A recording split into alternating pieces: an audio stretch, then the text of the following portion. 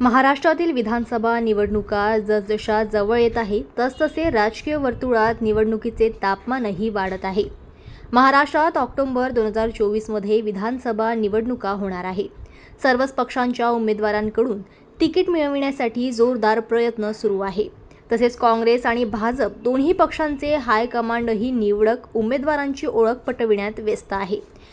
तिथेच काटोल विधानसभेत भाजपची वेगळी ओळख नाकारता येणार नाही।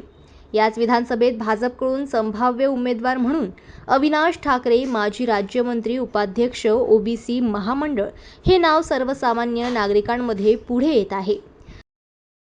महत्त्वाचं म्हणजे भारतीय जनता पार्टीमध्ये मी गेल्या 25 वर्षापासून काम करतो आहे आणि जेव्हा नेत्यांसोबत उठताना बसताना किंवा त्यांचे जे भाषण आम्ही ऐकतो त्याच्यामध्ये एक लाईन जी आहे ही अतिशय महत्त्वाची आहे की politics is an instrument of socio economic reforms. राजकारण हे सामाजिक आणि आर्थिक प्रगतीचं एक संसाधन आहे, ही जी लाईन आहे तो त्याच्यामुळे या समाजाच्या दोन्ही बाजू आहे, राजकारण आणि समाजकारण या दोन्ही बाजू आहे। 80% समाजकारण 20% राजकारण अशा प्रकारची जोपर्यंत आपण कामाची आपली पद्धत राहत नाही तोपर्यंत जे इप्सित आहे ते साध्य होत नाही। आणि डॉक्टर बाबासाहेब आंबेडकरांनी आपल्याला जी घटना दिली आहे त्या घटनेमध्ये प्रतिनिधित्व प्रत्येकाला मिळालं पाहिजे, प्रत्येक समाज हा मोठा झाला पाहिजे आणि प्रत्येक समाजातले जे घटक आहेत ते सुद्धा हळूहळू प्रगतीच्या मार्गावर गेले पाहिजे, अशा प्रकारचं संविधान डॉक्टर बाबासाहेबांनी लिहिलेलं आहे। त्यामुळे राजकारणाच्या माध्यमातून समाजातल्या घटकांना समोर आणण्याचं काम आम्ही करत असतो आणि फक्त समाजकारणातून ते होत नाही। त्यामुळे राजकारणाची आणि समाजकारणाची जोड असली पाहिजे या भावनेतून सातत्याने आम्ही काम करतो। काटोल विधानसभा क्षेत्र गेल्या 25 वर्षापासून एकाच घराण्यापाशी आहे, परंतु ज्यावेळेला आम्ही तिथे फिरतो त्यावेळेला आम्हाला स्पष्टपणे जाणवतं की पाहिजे त्या प्रमाणामध्ये त्या भागामध्ये विकास झालेला नाहीये। आजच एक माननीय मुख्यमंत्री उपमुख्यमंत्री देवेंद्रजी फडणवीस यांच्यासोबत आम्ही एक शेतकऱ्यांचं जे उपोषण करत्यांचं शिष्टमंडळ घेऊन बसलो होतो, तर त्या ठिकाणी जी चर्चा झाली त्या चर्चेनुसार लक्षात आलं की साधे पीक विम्याचे पैसे सुद्धा त्या ठिकाणी मिळाले नाही आहे आणि ते न मिळण्याचे कारण मी जाहीर करू शकत नाही, ते त्या ठिकाणी बोलले ते। पण अशी परिस्थिती असेल आणि जनप्रतिनिधी फक्त स्वतःच्या वैयक्तिक स्वार्थाच्या आणि हिताच्याच बाजूने पाहत असेल तर मग जनतेला न्याय देऊ शकत नाही।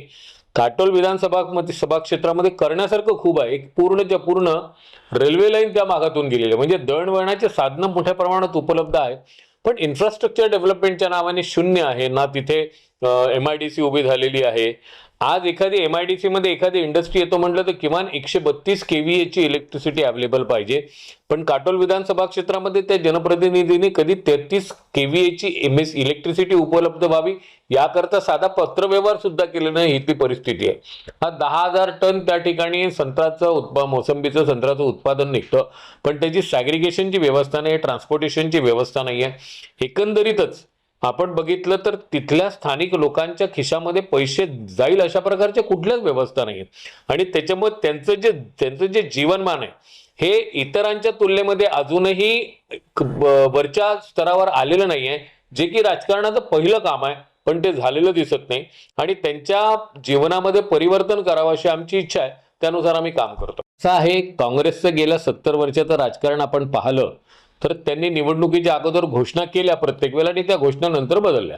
म्हणजे सुशील कुमार शिंदे ज्या वेळेला मुख्यमंत्री होते त्यांनी शेतकऱ्यांची 2 लाखापर्यंतची कर्जमाफी घोषित केली आणि त्याच्यानंतर मग परत इलेक्शन झाले, मुख्यमंत्री म्हणून विलासराव देशमुख आले, तेव्हा त्यांना पत्रकारांनी प्रश्न विचारला की ही कर्जमाफीचं काय, तर ते म्हणाले हे अशा घोषणा ते निवडणुकीच्या कराव्या लागतात। ही त्यांची मानसिकता देखील आणि ही त्यांची कार्यपद्धती देखील आहे, म्हणून ते त्याच मानसिकतेने विचार करतात आणि त्याच कार्यपद्धतीने काम करतात आणि म्हणून त्यांनी म्हटलं की बा हे सरकार तुम्हाला लाडली बहीण योजनेचे पैसे देणार नाही, परंतु त्यांनी हे समजून घ्यायला पाहिजे की ज्या घोषणा भारतीय जनता पार्टीने आपल्या मॅनिफेस्टोमध्ये केल्या, जे धोरण भारतीय जनता पार्टीने सरकार आल्यानंतर राबवले ते शेवटच्या घटकापर्यंत पोहोचवले, प्रत्येक वेळेला पोहोचवले। प्रधानमंत्री आवास योजनेचे आता 8 करोडच्या वरती घरं प्रधानमंत्री आवास योजनेच्या माध्यमातून मिळाले।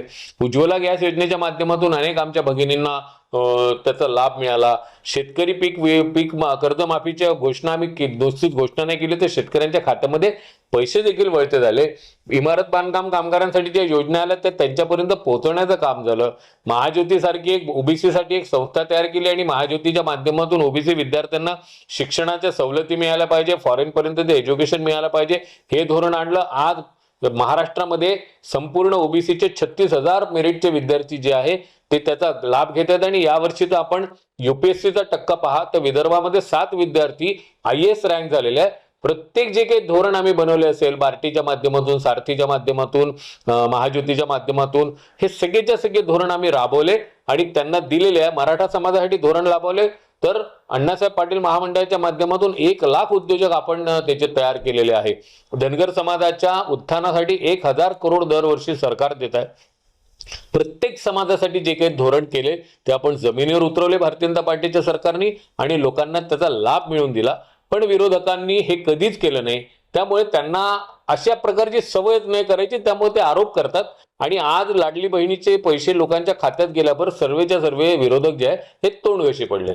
काटोल विधानसभा क्षेत्रामध्ये मी जेव्हा आमचे त्या तत्कालीन आमदार ज्यावेळेला सोडून गेले त्यावेळेला भारतीय जनता पार्टीने मला त्या ठिकाणी पूर्ण व्यवस्था सांभाळायला पाठवलं होतं आणि मी ती व्यवस्था सांभाळली.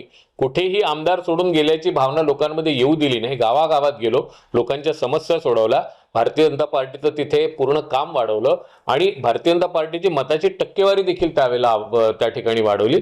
काही कारणास्तव मला त्यावेळेला तिकीट मिळाली नाही. त्यामुळे मी यावेळेला नेत्यांना म्हटलं की मी तयारी करतो आणि तुम्ही मला साथ द्यावी. मला विश्वास आहे की भारतीय जनता पार्टीचे नेते मला त्यावेळेला साथ देतील आणि मला तिकीट देतील. आज माझं काम आहे लोकांमध्ये जाणं आणि तयारी करणं, मी ते करतो. अविनाश ठाकरे माजी राज्यमंत्री यांनी काटोल विधानसभा क्षेत्रातील शेतकऱ्यांचे प्रश्न सोडविण्यासाठी राज्याचे उपमुख्यमंत्री देवेंद्र फडणवीस साहेब यांच्याकडेही धाव घेतली. अविनाश ठाकरे माजी राज्यमंत्री हे काटोलतील सर्व समाज घटकांसाठी कार्यरत आहे. या विधानसभेसाठी भाजपने अविनाश ठाकरे माजी राज्यमंत्री यांच्या नावाला मंजुरी दिल्यास काटोल विधानसभा मतदारसंघात नवा सूर्य उगवेल, ज्याचा संपूर्ण फायदा भाजपला होणार आहे. जनमत लाईव्ह न्यूजसाठी रजत पंडित यांची रिपोर्ट.